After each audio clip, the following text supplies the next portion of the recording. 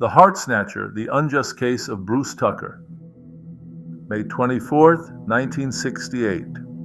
Bruce Oliver Tucker, a 54-year-old black man, arrives at the Medical College of Virginia's West Hospital, unconscious, alone, and with a severe head injury.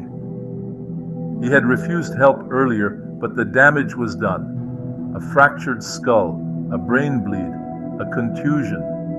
The clock was ticking. Doctors rushed him into surgery, performing a craniotomy to relieve the pressure. They even performed a tracheostomy to help him breathe. But the question remains, was it enough? The next morning, Tucker was stable, or so they said. He received medication and nutrition, but by 11:30 a.m., he needed a respirator. A neurological consultation was ordered. The EEG showed flat lines, minimal brain activity. He couldn't breathe on his own. Was he truly gone? Dr. Richmond declared him neurologically dead. But what does that mean when a black man lies on a hospital bed in 1968 Virginia? That same evening, Dr. Melville Williams, a transplant surgeon, saw Tucker, a potential organ donor, he thought. No family listed on the chart. Convenient. He contacted the police, who conveniently found no family. Dr. Richard Lower, head of cardiac transplantation, was alerted. A heart was needed. They reviewed Tucker's chart in the early hours of May 25th. A meeting was held.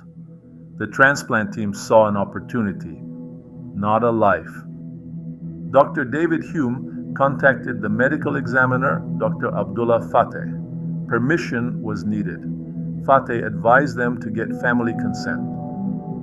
The police tried again and again, failed to locate any family. How hard did they really look? Meanwhile, Tucker's physician noted his prognosis was nil. He was taken back to the operating room to prepare for organ removal. Oxygen was administered to keep his organs alive. At 3:30 p.m., the respirator was turned off. Tucker was pronounced dead at 3:35 p.m. Hume contacted Fateh again, asking for permission to take his organs. Fateh authorized it. Dr. David Sewell began removing his heart at 4:25 p.m. Dr. H.M. Lee started on his kidneys 8 minutes later. Lower made his first incision in Joseph Klett, his white patient. Tucker's heart was placed in Klett, the 9th heart transplant in the U.S. Klett lived only 6 days.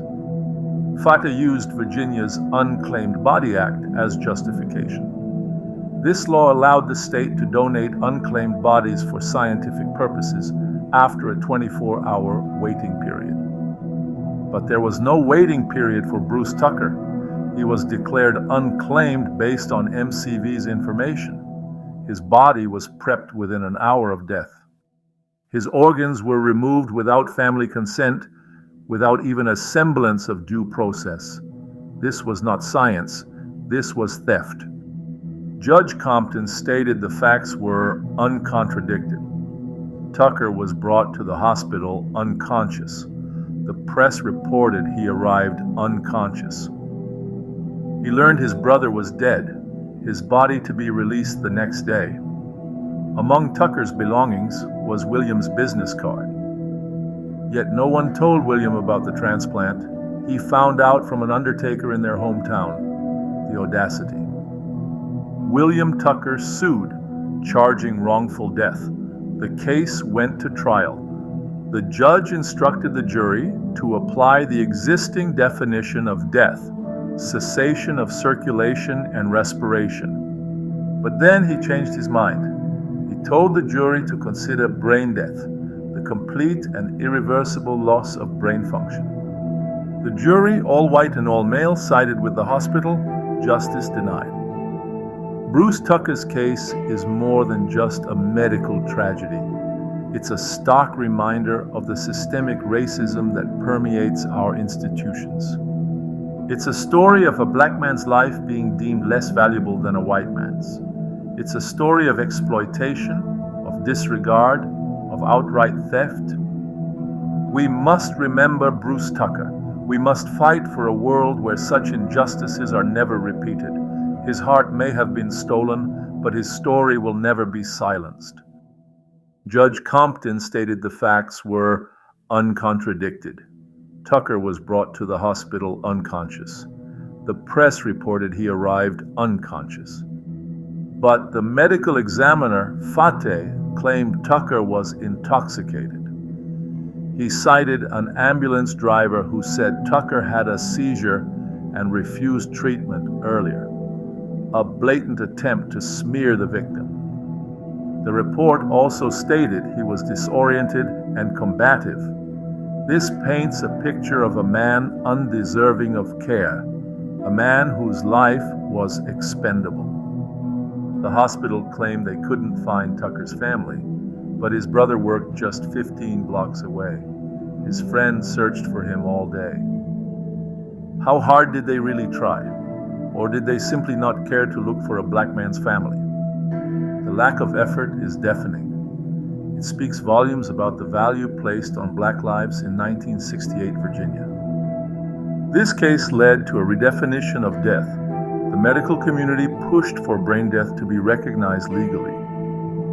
While this may seem like progress, it's important to remember the context. This redefinition was used to justify the taking of Bruce Tucker's organs. It's a slippery slope when medical advancements are used to exploit vulnerable populations. We must be vigilant. The all-white jury sided with the doctors. They accepted the new definition of death. They ignored the lack of consent. They prioritized the life of a white patient over the rights of a black man. This verdict was a travesty. It sent a clear message. Black lives don't matter. This is a message we must continue to fight against. The case sparked outrage in the black community. It raised questions about medical ethics and racial bias. It forced a conversation about organ donation and consent, but the damage was done. Bruce Tucker was gone. His family was left with nothing but grief and a deep sense of injustice. We must honor his memory by continuing to fight for equality.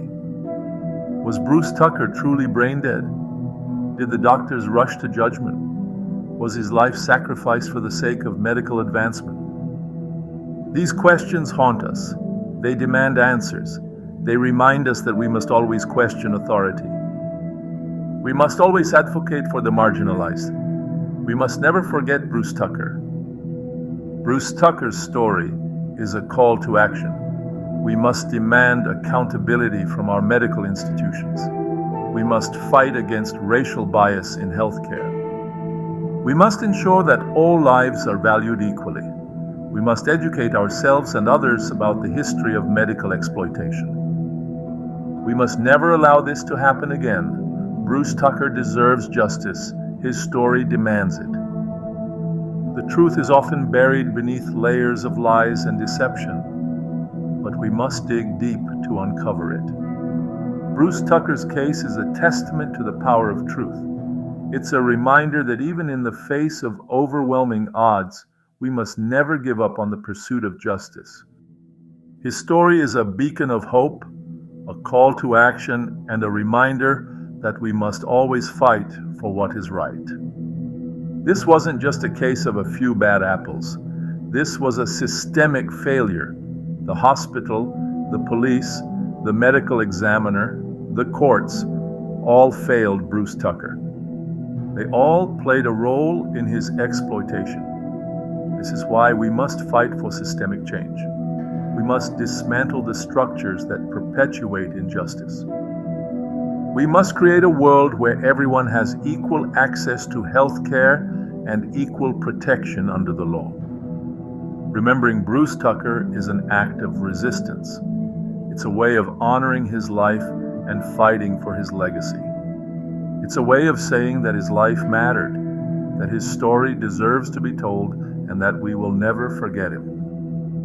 Let us remember Bruce Tucker and let his story inspire us to create a more just and equitable world. The fight for justice is never over. We must continue to challenge the systems that oppress and exploit. We must continue to advocate for the marginalized and the vulnerable. We must continue to demand accountability from those in power. Bruce Tucker's story is a reminder that the fight for justice is a marathon, not a sprint. We must be persistent, resilient, and unwavering in our commitment to equality. At the heart of this story is a stolen heart, but it's also about a stolen life, a stolen opportunity, and a stolen sense of justice. Bruce Tucker was more than just a body.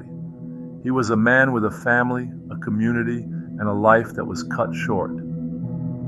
We must honor his memory by fighting for a world where all lives are valued and protected. What happened to Bruce Tucker was unforgivable. It was a violation of his basic human rights. It was an act of racism and exploitation. We must never forget this injustice. We must use his story to fuel our fight for a better world. Let us remember Bruce Tucker, and let his memory be a blessing and a call to action. Bruce Tucker's story is a stain on the history of medicine. It's a reminder of the dark side of progress. But it's also a testament to the resilience of the human spirit. It's a call to action, a beacon of hope, and a reminder that we must never give up on the fight for justice. Let us honor Bruce Tucker by continuing to fight for a world where such injustices are never repeated. His heart may have been stolen, but his story will never be silenced.